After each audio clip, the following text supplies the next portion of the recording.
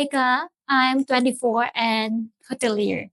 Lagi akong nabubudol sa mga Watsons. So, zero knowledge din. Wala din akong alam about sa mga skin prep, yung color correcting, wala. As in, zero knowledge. Even nag-work ako before, as in, bahala na, ganun lang. First, personal growth din. Kasi syempre, sa hotel ako nag-work. So, kailangan, di ba, plakado yung makeup. Then, nung nakita ko kasi yung live ni Miss Abby, parang na-intrigue ako kasi nagbibigay siya ng mga techniques na for free. So, inisip ko, baka yung MSA, mababait yung tao. Yung accommodating, kasi may mga iba akong chine-check na page, parang walang nagre-response sa akin. So, yung True Life Miss Abby, doon ako na curious sa MSA.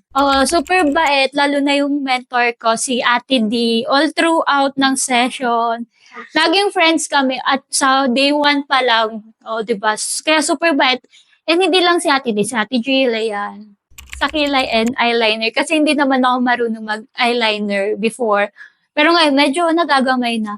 Sa kilay naman, gusto lang ng mentor ko na plakadong-plakado. Tingnan mo yung kilay ko ngayon.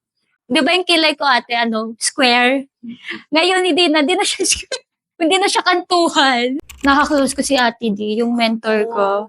Hindi kasi, almost similar kami ng situation sa life. So parang may nakaka-relate sa akin. Pero syempre, bukod pa doon, yung pagiging professional ni Ate D. Kasi talagang from skin prep hanggang pagkukulot, tinuro niya sa akin.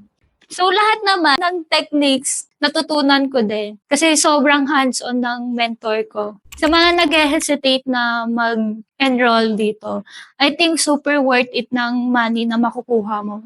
Kasi unang-una, hands-on, and then, one by one kayo ng mentor mo and ikaw. So, yung perang binayad mo, sobrang sulit compare sa mga makeup academy din. And then, kay Ate D.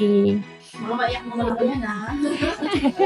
Si Ate D, I mean, hindi lang dito matatapos yung friendship natin. Hindi lang sa MSA.